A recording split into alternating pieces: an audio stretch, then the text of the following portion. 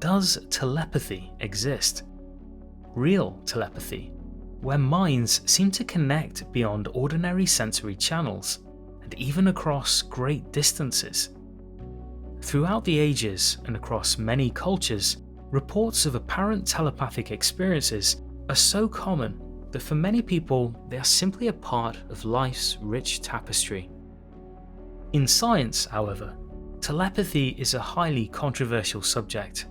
For committed skeptics, any apparent scientific evidence of telepathy must be either an illusion, bad science, or fraud. But is this really true? Would evidence of telepathy break science? Or could it instead be a sign that our models of nature are not yet complete? On the subject of telepathy, Albert Einstein once wrote, quote, "We have no right to rule out a priori the possibility of telepathy, for that the foundations of our science are too uncertain and incomplete." End quote. In spite of a modern taboo surrounding telepathy, some of the greatest academic thinkers have kept an open mind about its existence. One example is the father of modern computing, Alan Turing, who wrote the following, quote, "These disturbing phenomena seem to deny all our usual scientific ideas, how we should like to discredit them. Unfortunately, the statistical evidence, at least for telepathy, is overwhelming." End quote. This statement by Turing, made now nearly a century ago, referred to studies then carried out by, among others, J.B. Rhine of Duke University, who in the early 20th century reported evidence of telepathy in ordinary people under controlled laboratory conditions. Today, skeptics often dismiss Rhine's work, claiming that his results have never been successfully replicated. However, this is simply not the case, and laboratory-based studies of telepathy continue to the present day, many of which report positive evidence in spite of meeting rigorous modern standards of experimental design. Telepathy may not break science, but if it does exist, it would pose a serious challenge to certain long-held assumptions about the nature of mind and its relationship to the world. Assumptions, as we shall see, that may now be ripe for re-examination. Today, we will explore the findings of scientific telepathy experiments that are held up by proponents as some of the most convincing evidence of telepathy ever produced under laboratory conditions. Following the work of J.B. Rhine, which saw the study of ESP enter the laboratory setting, later researchers became interested in the possibility that certain states of consciousness might be more conducive to telepathy. Throughout history, anecdotal reports of telepathy have often been associated with altered states. Among these are states of meditation, the influence of psychoactive drugs, and in particular dreaming and the verge of sleep. Beginning in the 1960s, studies led by psychiatrist Montague Ullman and psychologist Stanley Krippner appeared to provide positive evidence of telepathy in dreaming participants. When participants were woken immediately after a stage of dreaming, their reports of their dreams often bore striking parallels with the target image that another participant had been attempting to telepathically send. Throughout the 60s and 70s, Ullman and Krippner carried out many such experiments at the Maimonides Dream Laboratory in New York. Both researchers became convinced that telepathy was a real phenomenon that occurred between otherwise ordinary people, and that while in a state of dreaming, receptivity to telepathic impressions is increased. While the Maimonides dream telepathy experiments produced compelling results, our focus today is not on these studies, but on the experiments this research would later inspire. While skeptics disagreed that telepathy had been demonstrated in the dream studies, everyone agreed that one major drawback of the experiment was the need for a participant to be asleep, which slowed the collection of data and could often cause problems in the unfamiliar environment of the laboratory. By the early 1970s, researchers began looking for a more reliable and less time-consuming method for studying telepathy in altered states. At around the same time, several researchers began considering the condition known as the GANZFELD. Meaning entire field in German, the GANZFELD condition had previously been developed by the psychologist Wolfgang Metzger as a way of studying the nature of visual imagery. In the GANZFELD condition, a subject sits comfortably in a reclined chair in a small room beneath a red lamp and wears semi-translucent eye shields that permit through only a diffuse red light. The subject also wears headphones which play a continuous soft white noise similar to the sound of static produced by an untuned radio. The goal of the GANZFELD is to place the subject within a featureless sensory field in which the mind becomes starved of sensory information. After a few minutes in this condition, the subject begins to experience an amplification of subconscious impressions with mild visual and auditory hallucinations. This hypnagogic state is very similar to the condition of dreaming and yet takes just several minutes to induce. With its similarity to the dream state, researchers considered that the GANZFELD condition might also be conducive to telepathy and designed a new experiment to test this hypothesis. The resulting studies, which have continued to the present day, appear to support this prediction, with proponents arguing that these experiments have provided decisive evidence that telepathy does exist. Before we explore these findings, we'll first go through the standard procedure of a typical GANZFELD experiment. Similar to the previous dream telepathy studies, GANZFELD experiments involve two participants. One is selected to play the role of sender, while the other participant acts as the receiver. We will call the sender Leon and the receiver Claire. At the beginning of the experiment, Claire is taken to an isolated GANZFELD chamber, where she seats herself in the reclined chair, places on the headphones and eye shields, and begins relaxing in the featureless sensory field. After a few minutes, the dreamlike state characteristic of the GANZFELD begins to set in. While this is happening, Leon is escorted by a researcher to another isolated room. Here, he is presented with an image that has been selected at random from a set of 4 possible targets, as categorically different from each other as possible. An example of a set of 4 such images might include an airplane in flight, a fish swimming in the ocean, a photo of the Eiffel Tower, and a frame from a Tom and Jerry cartoon. This set of 4 images has itself been randomly chosen from a large archive of image sets. Leon sees and is presented with just one of these images, and over the next 30 minutes, his task is to attempt to mentally project it into Claire's mind. During this sending period, Claire, now in a lucid but hypnagogic state, is encouraged to speak aloud any images or impressions that enter her mind. In some versions of the experiment, Leon can hear what Claire is saying over a one-way audio system.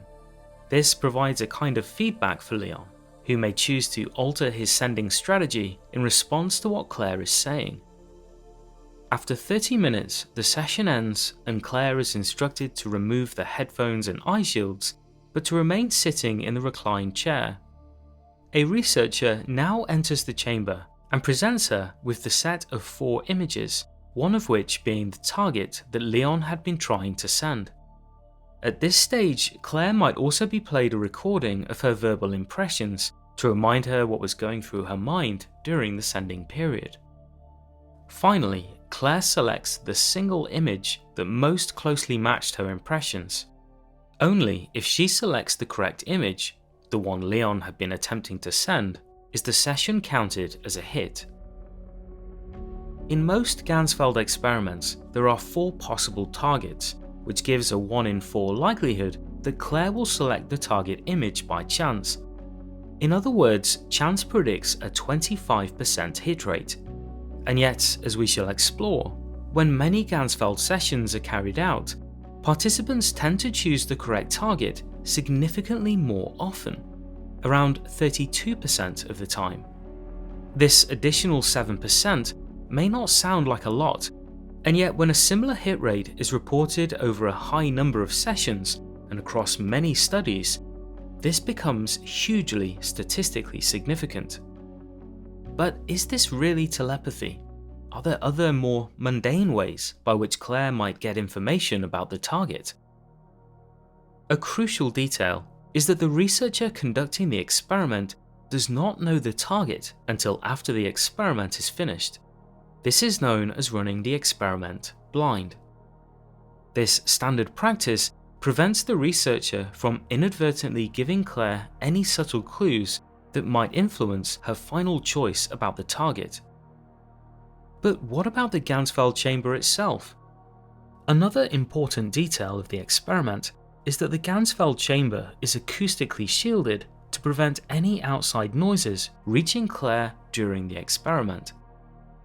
Most modern GANZFELD chambers are also electromagnetically shielded, meaning that they effectively serve as a large Faraday cage, preventing all forms of electromagnetic signal reaching its interior. During the experiment, the sender, Leon, also has no contact with Claire until after the judging phase of the experiment is over, and since the target image is chosen randomly, there is no possibility of collusion between the participants before the experiment. Assuming that these standards are in place, it would seem that all conventional ways that Claire might gain information about the target can be ruled out. And yet, as we shall see, GANZFELD studies often report hit rates that are significantly higher than predicted by chance. It would seem that something else is going on. In 1982, Charles Oniton, one of the original pioneers of the GANZFELD experiment, presented a paper that summarized the results of all GANZFELD studies published up to that time. The high statistical significance supporting what Oniton referred to as anomalous information transfer was so surprising to the skeptic Ray Hyman that he was convinced Oniton had made a mistake in his calculations. Hyman decided to perform his own meta-analysis to be published alongside Oniton's. For the sake of analysis, both researchers decided to include only those studies designed to predict a 25% hit rate by chance. When the overall data of these 28 studies was analysed, the odds of the results occurring by chance were greater than 1 billion to 1. Hyman was forced to concede that these results could not be explained by chance. In spite of this, he remained unconvinced that telepathy had been demonstrated, raising pointed criticisms about the experimental design and methods of analysis. If he and other skeptics were to be convinced that telepathy exists, more studies would be needed, with tighter controls, a standardized method of analysis, and a more rigorous experimental design. Following this publication, Oniton dedicated himself to perfecting the design of the GANZFELD experiment.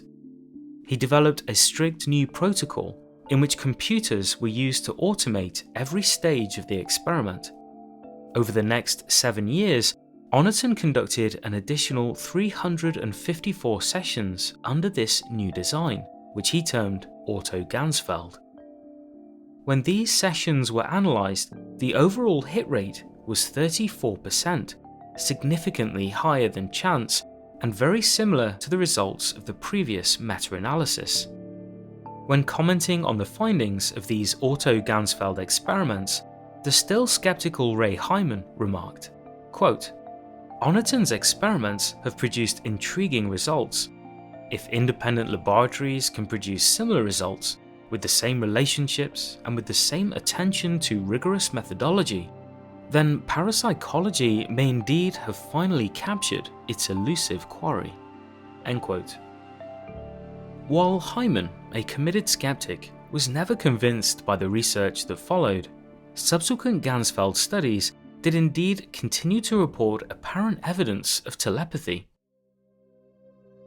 In 1999, psychologists Julie Milton and career skeptic Richard Wiseman published a paper analysing 30 then recent GANZFELD studies. They reported that no evidence of telepathy could be found in the data, and that the overall hit rate came out at no more than chance guessing. And yet when psychologist Dean Radin of the Institute of Noetic Sciences reviewed Milton and Wiseman's analysis, he discovered that they had used a statistical method that underestimated the overall effect size. In fact, the results were both positive and significant. In 2004, Radin published his own meta-analysis.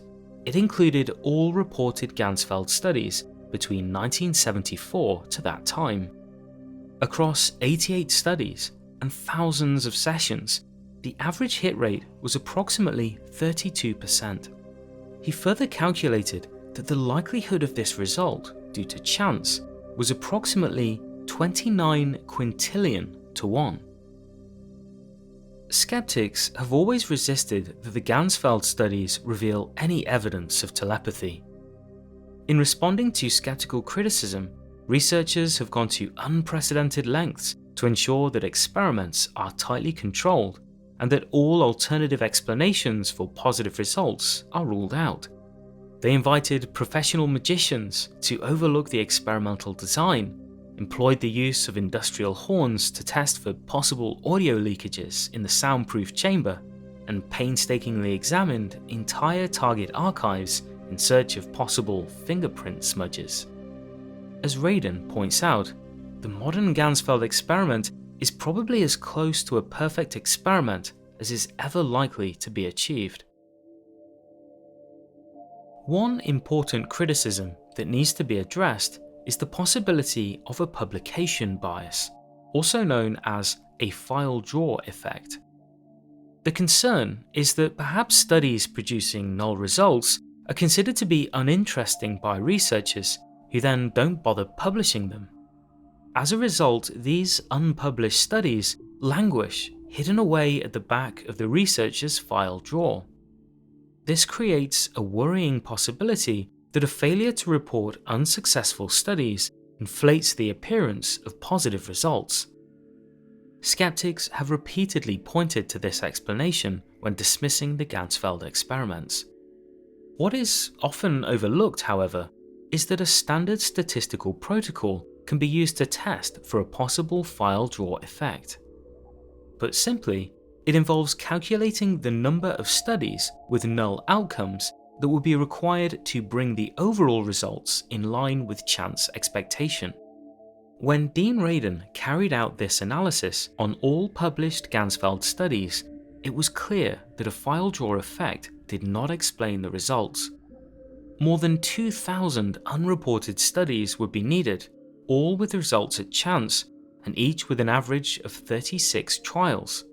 As he wrote in his book Entangled Minds, quote, "To generate this many sessions would mean continually running GANZFELD sessions 24 hours a day, 7 days a week, for 36 years, and for not one of these sessions to see the light of day.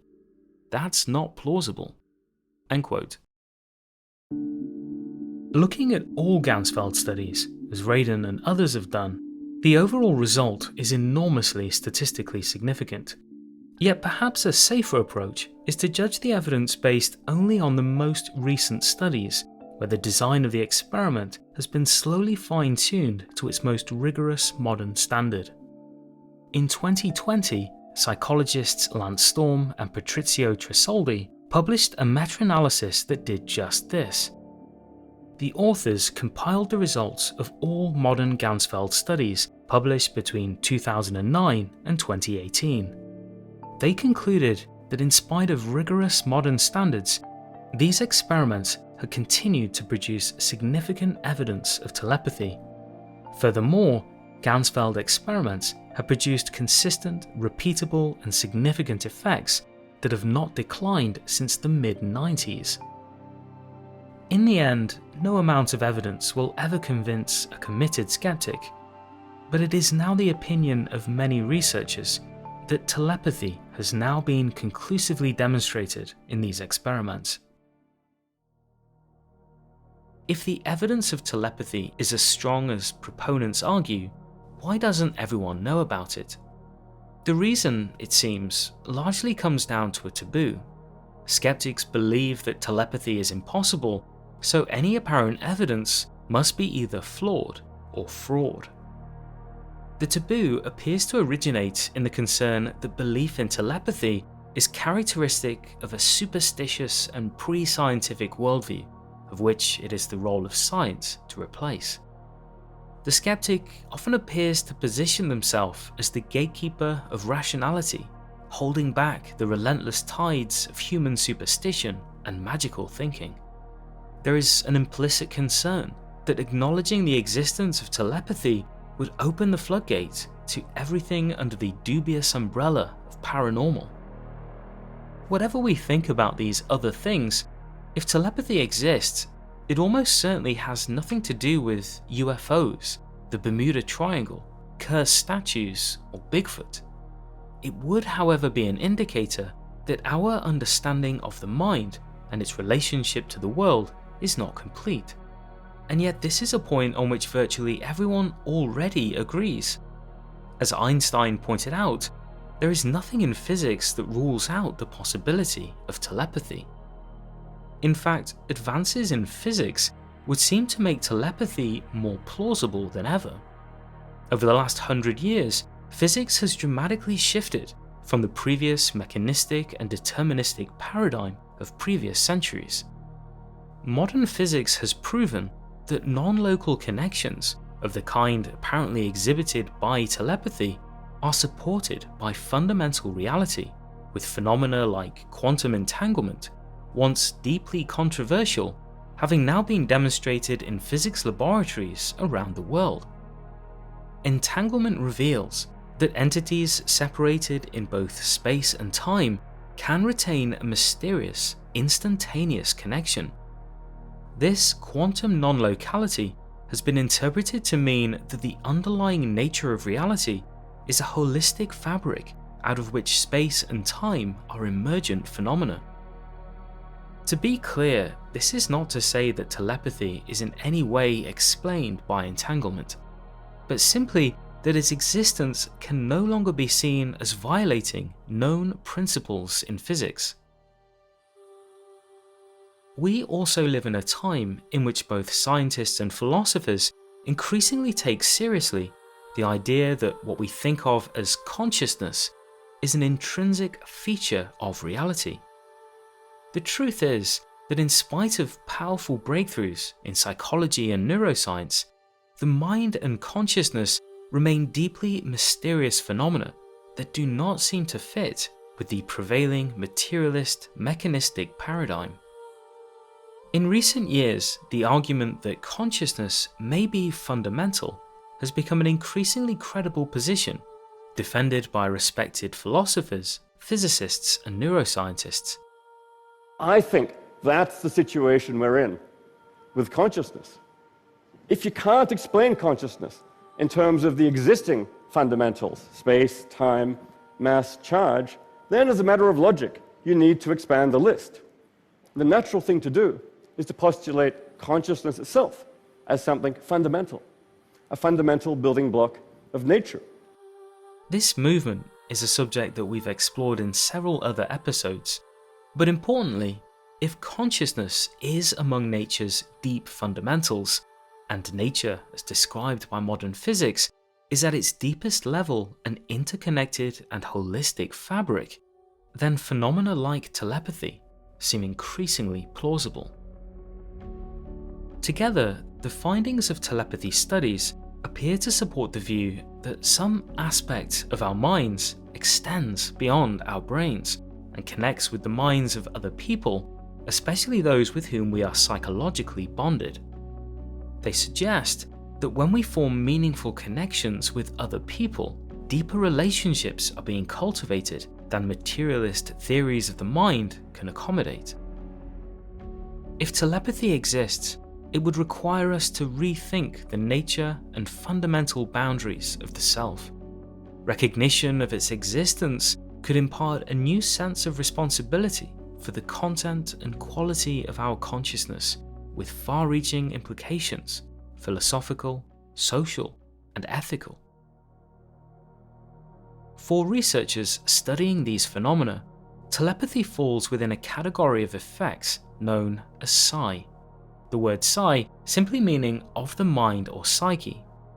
These phenomena include, in addition to telepathy, precognition, sensing things before they happen, mind-matter interaction, the study of apparent mental influence on sensitive physical systems, and clairvoyance, also known as remote viewing, which involves the sensing of distant places and events.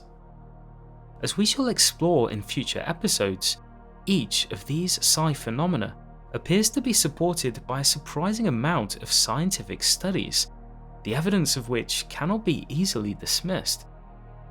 It is a common misconception that psi effects present a challenge to the authority of science. Instead, like all anomalies, they present an opportunity to expand science and our understanding of the universe. These phenomena, while mysterious, may simply be evidence of the same basic truth, that what we think of as our mind is not isolated to the inside of our skull, but that our consciousness is meaningfully a part of the holistic fabric of reality out of which all things emerge.